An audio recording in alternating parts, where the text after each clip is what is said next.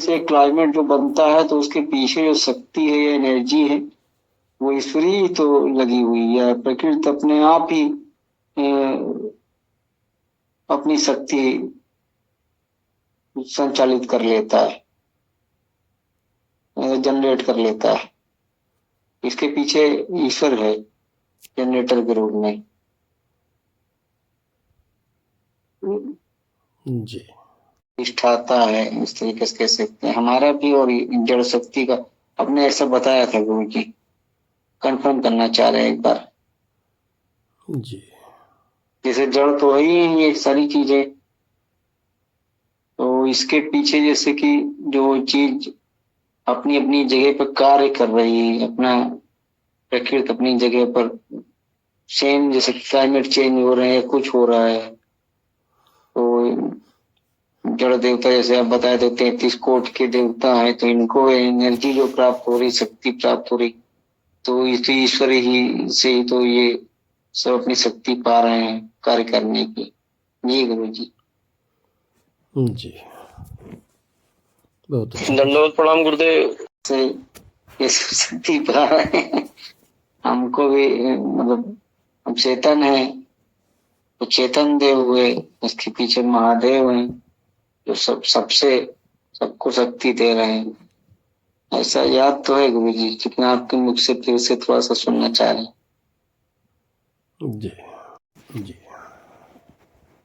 देखिए, पहले ये जो पांचों भौतिक तत्व है ना, ये भौतिक है। भौतिक तत्व हमें जो दिखाई दे रहा है रूपवान, हकीकत ये मूल रूप में रूप नहीं है।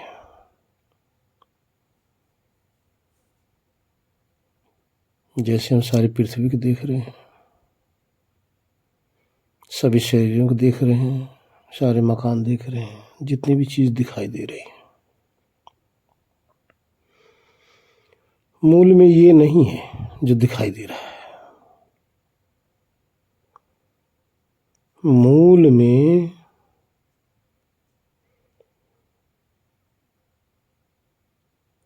जो इनके कण है ना,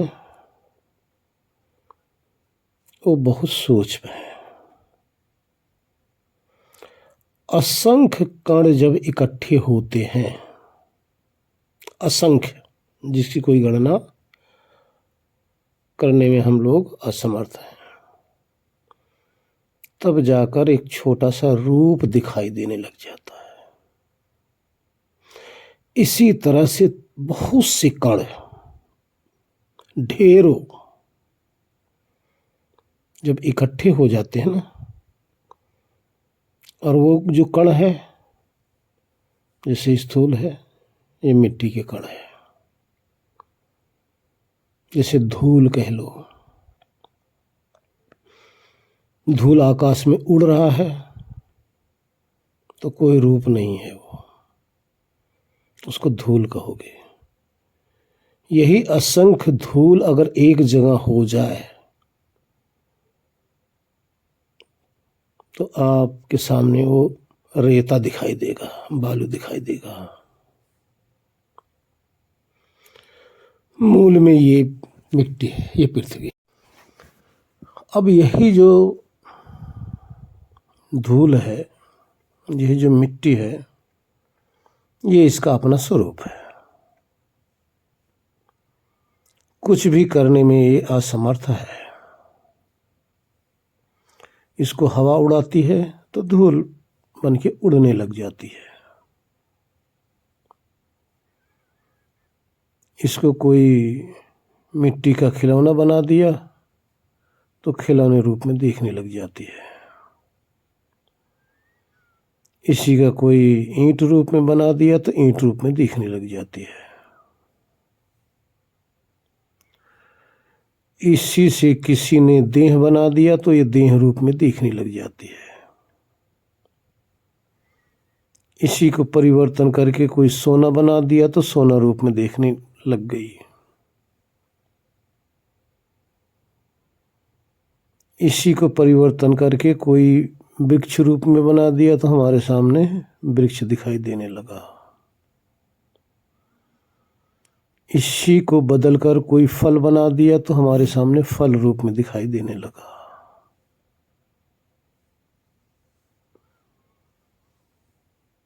इसी को परिवर्तन करके ये तरह तरह के रूप बनाए जाते हैं, लेकिन ये जो रूप बना अब वो ये यथार्थ नहीं है, उसमें यथार्थ मिट्टी नहीं है, और भी कुछ आ गया है। जो रेत आपको दिखाई दे रहा है वो यथार्थ पृथ्वी है, वो मिट्टी है, वो यथार्थ है।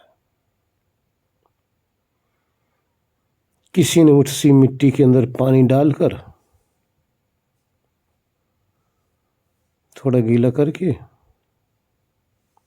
घड़े रूप में परिवर्तन कर दिया तो वही मिट्टी घड़ा रूप में दिखने लग गई।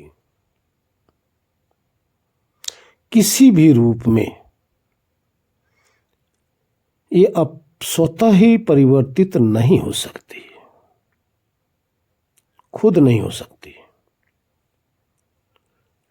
लेकिन इसमें एक स्वभाव है कि आप अपने ज्ञान के अनुसार, अपने भोग के अनुसार इसमें कुछ अग्नि मिला दिए, कुछ पानी मिला दिए, कुछ हवा मिला दिए,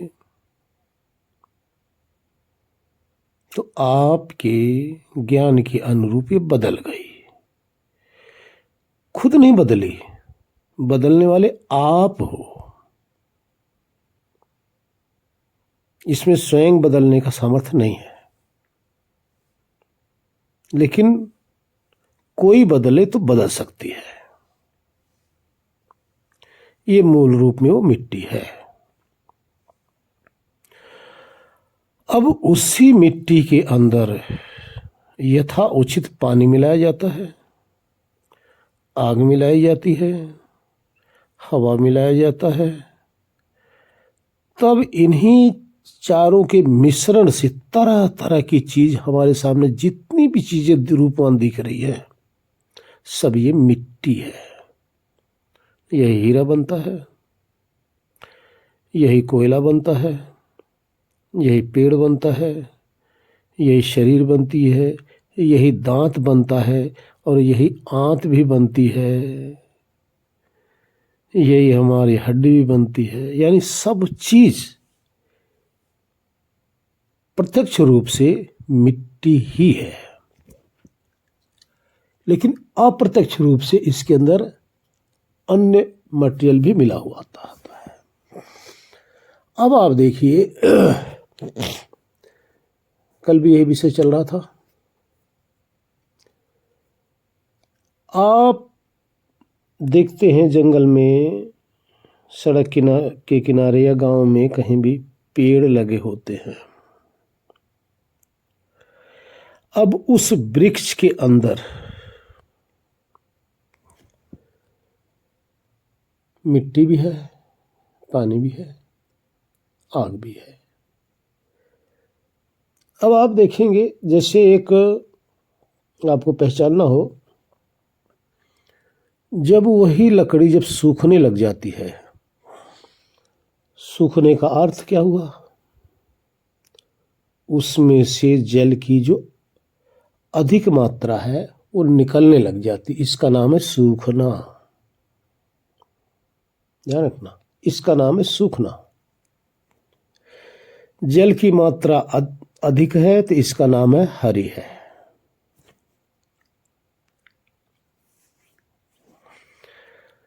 जब उसमें से जल निकल गया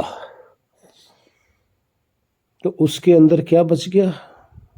उस मिट्टी को उस ठोस रूप में अग्नि किए हुई है। अगर हरी लकड़ी है, आप जलाओगे तो उसमें से पानी भी निकलेगा। आप देखेंगे ना, हरी लकड़ी का आप डाल दो तो उसके अंदर से पानी की भी साए साए की आवाज आती है। वो पानी निकलता है। पानी सूखने के बाद में उसमें से अग्नि निकलती है। जिस अग्नि ने उसको लकड़ी रूप में बना के रखा हुआ है, जल जाएगी तो मिट्टी रह जाएगी। क्योंकि उसके अंदर अग्नि ना हो तो अग्नि निकल भी नहीं सकती। जो अग्नि है, अग्नि के जलाने से अग्नि ही निकल रही है। कभी आपने देखा बांस जो आपकी माचिस के तीली के अंदर लगे होते हैं, बांस पे अगर रगड़ मारो तो उसके अंदर अग्नि समाई होती है। किसी ने कहा ना,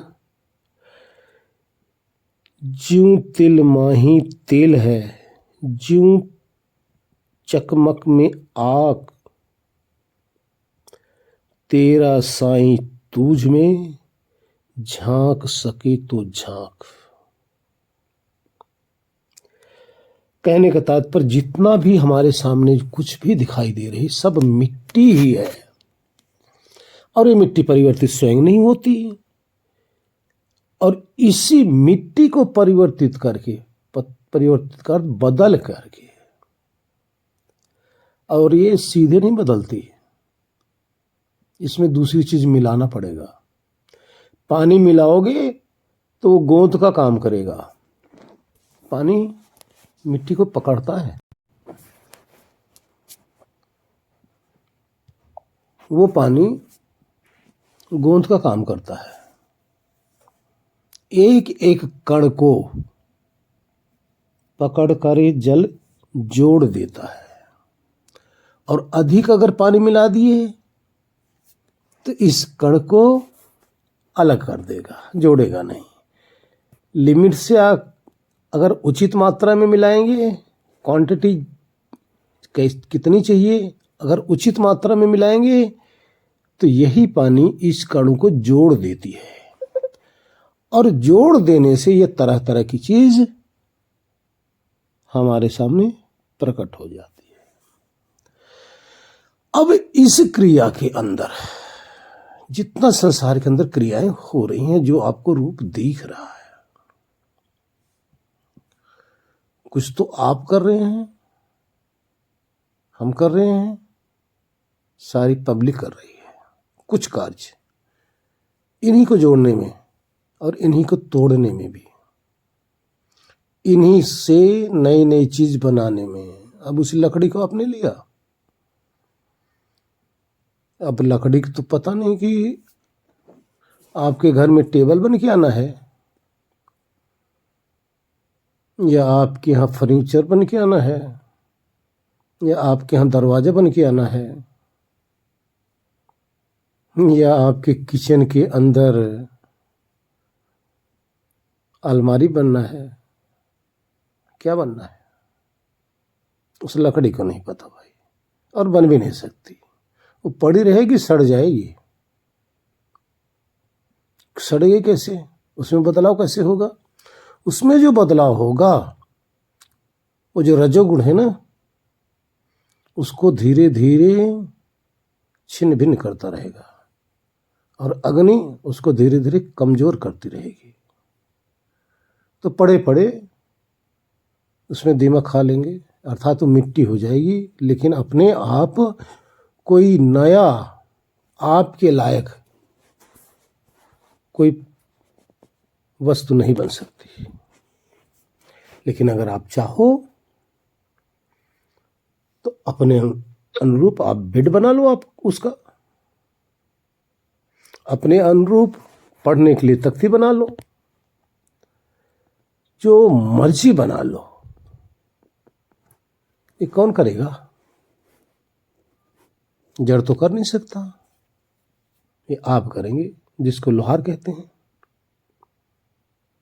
अब उन्होंने इसी लकड़ी का नई से नई, अलग से अलग, अलग अलग बहुत सी चीजें अपने उपभोग के लिए बना लेते हैं।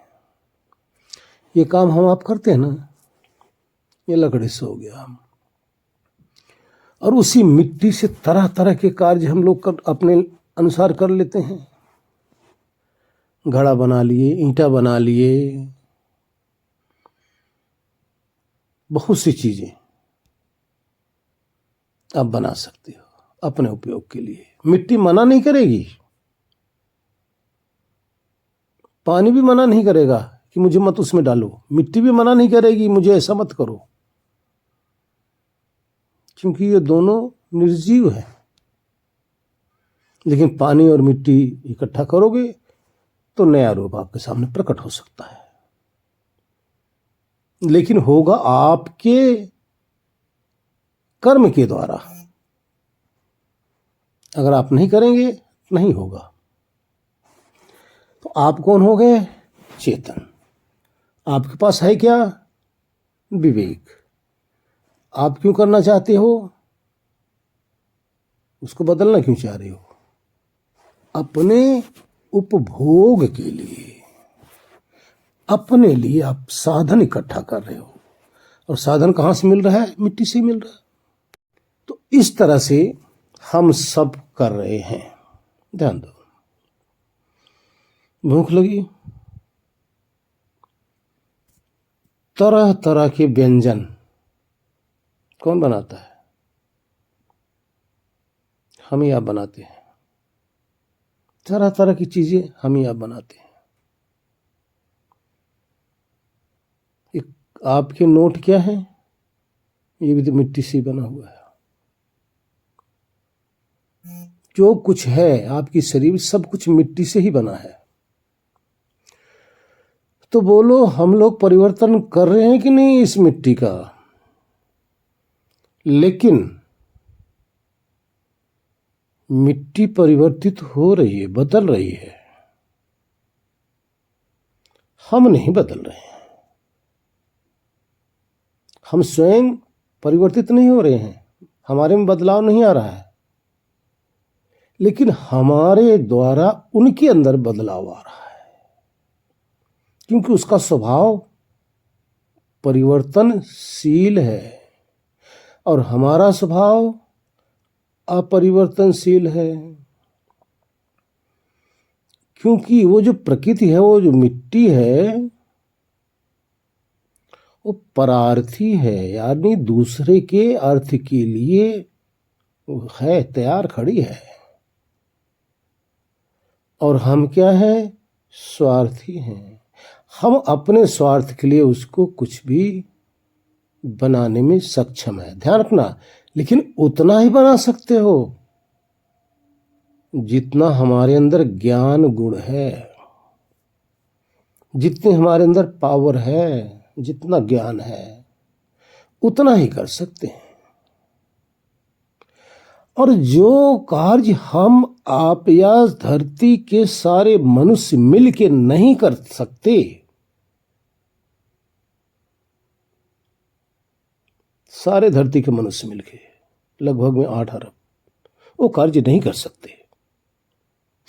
और फिर भी अगर वो कार्य आपके सामने प्रकट है, प्रस्तुत है, तो वो भी तो हो रहा है।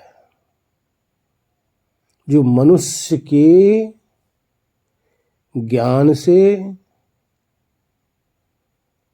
उसकी पहुंच से परे है। अब ये विधि तो आपने समझ लिया कि ऐसे ऐसे परिवर्तन होता उसके अंदर, और ये भी आपने समझ लिया है कि इसको परिवर्तन कौन करता है? चेतन करता है। और वो चेतन कौन है? हम आप। परिवर्तन किसको कह रहे हैं? उस मूल मिट्टी को। लेकिन एक चीज और ध्यान रखो, मूल मिट्टी से हम थोड़ा परिवर्तन करते हैं। मिट्टी से घड़ा बनाना, घर बना लिए, ईंटा बना लिए, इतना तो हम कर सकते हैं। लेकिन उसी मिट्टी से हम लकड़ी बना लें, असंभव है। उसी मिट्टी से हम सोना बना लें, असंभव है। उसी मिट्टी से हम अपने शरीर बना लें, असंभव है। उसी मिट्टी से हाड़ बना लें, असंभव है। और इसी पानी से हम खून बना लें, असंभव है। और इसी पानी से और मिट्टी से हम दूध बना लें, अपने स्तन में डाल लें, असंभव है। इसी से हम अपना दांत बना लें, ये भी असंभव है। इसी से जीवा बना लें, असंभव है। इससे हम चमड़ा बना लें, असंभव है। इससे हम अपना बाल बना लें, असंभव है। इससे अपनी बुद्धि बना लें, असंभव है। इससे अपनी इंद्रियां बना लें, असंभव है। ये असंभव वाला कार्य जो है,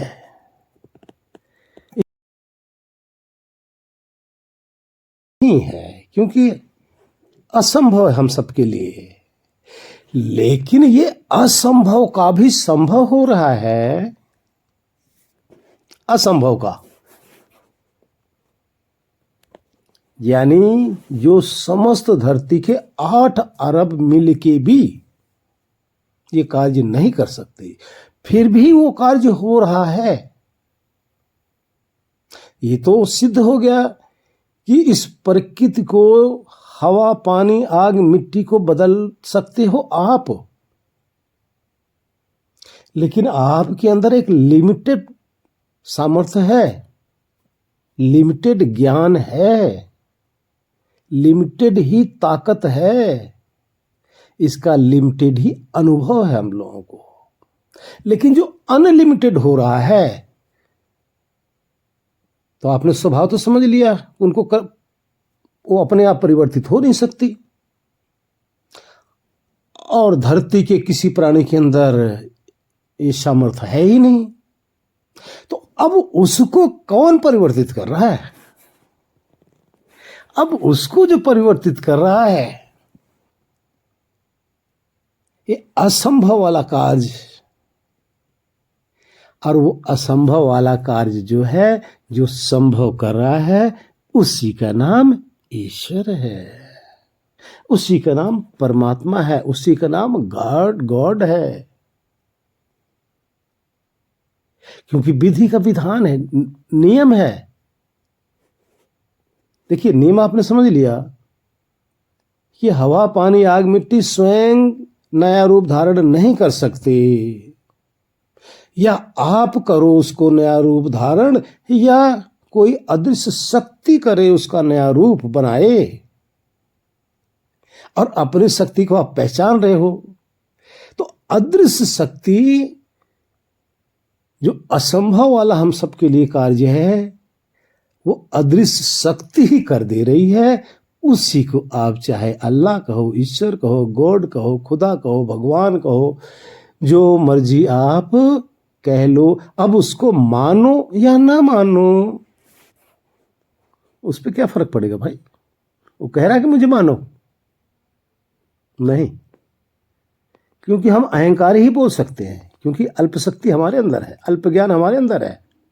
जो सर्वज्ञ सर्वशक्तिमान है, मानना क्या है? मानने का अर्थ है कि हमारे कोई मानता है तो हमारे अंदर अहंकार पैदा होता है, अभिमान। तो अब ईश्वर को न तो अभिमान है और न ही अपमान है, इसलिए ईश्वरी शक्ति महान अपमान से परे है। लेकिन फिर भी आपका जीवन मिला हुआ है। विचार करो, जीवन है क्या? यही पानी और मिट्टी, आग, हवा, इन्हीं चारों के मिश्रण से, ध्यान रखना, मिश्रण से। लेकिन मिश्रण कैसा? जैसे कल बताया ना, 100 ग्राम आटा ले लो, 5 किलो उसमें पानी डाल दो, क्या होगा? रोटी बनेगी। लेकिन आधा किलो आटा ले लो, 100 ग्राम पानी उसमें डाल दो, जो उचित हो। देखो, हमें भी इतना नहीं पता, तो उससे आप रोटी बना सकते हो। अभी बताया ना, 100 ग्राम मिट्टी ले लो, 5 लीटर उसमें पानी डाल दो, घड़ा बना लो, नहीं बनेगा। तो क्वांटिटी कितनी, कौन कौन सी किसकी क्वांटिटी कितनी होनी चाहिए, तभी जाकर कोई नई चीज इस हवा से, आग से, मिट्टी और पानी से बनाई जा सकती है। और वही बनाकर इसी के द्वारा हवा, पानी, आग, मिट्टी, जो आपकी हमारी शरीर रूप दिखाई दे रहा है ना, ऊपर से सारी मिट्टी ही मिट्टी है। अगर इसको लेके निचोड़ दो तो इसमें पानी ही पानी है, पानी पानी है। अब इसी को हम लोग जीवन कहते हैं। अब इसमें देखो ना, आपके कितने ऑर्गन्स हैं, क्या क्या कार्य कर रहे हैं। संभव है इस मिट्टी के अंदर आपका हार्ट जन्म से लेकर मृत्यु तक पंपिंग कर रहा है। इस पानी के अंदर दम है, इस आग के अंदर दम है, इस मिट्टी के कणों के अंदर दम है, लेकिन नहीं, इसी से हम सब कर रहे हैं। ये जो अदृश्य शक्ति है उसको ईश्वर कहते हैं। ये ईश्वर कार्य करते हैं। ध्यान रखना, ईश्वर कार्य रूप में परिवर्तित नहीं होते, जैसे हम कार्य रूप में परिवर्तित नहीं होते, लेकिन हमारे विवेक के अनुसार एक कार्य हो जाता है, एक पदार्थ प्रकट हो जाता है, और जो पदार्थ प्रकट हुआ नया,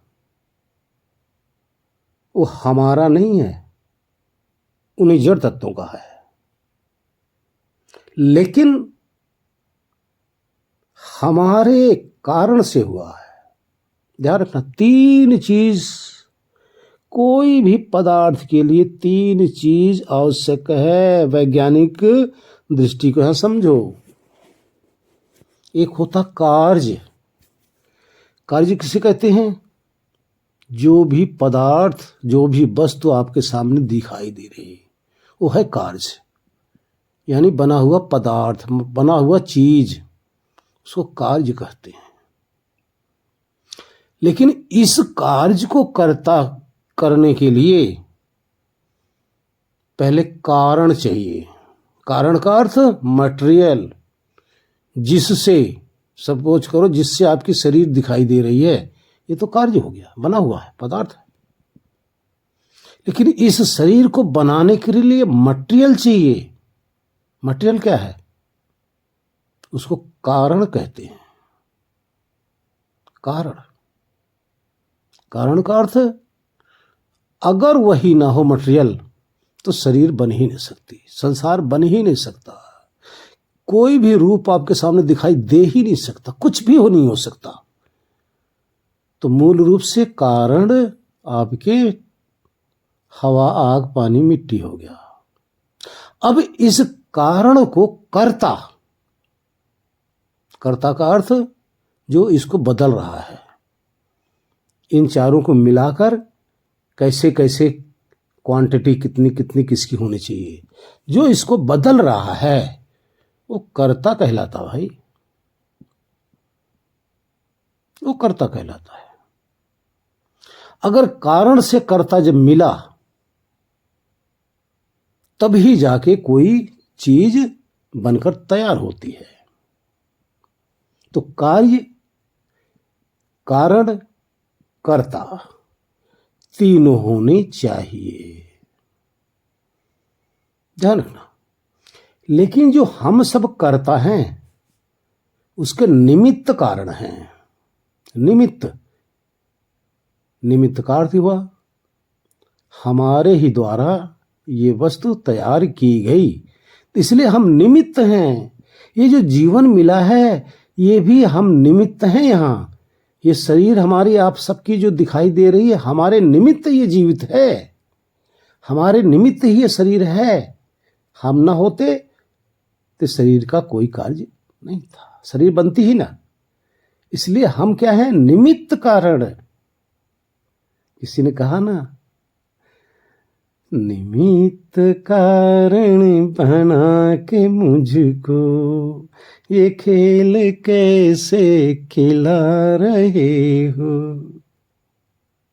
अब देखिए, अब ईश्वर क्या है, इस पूरे संसार का निमित्त कारण है।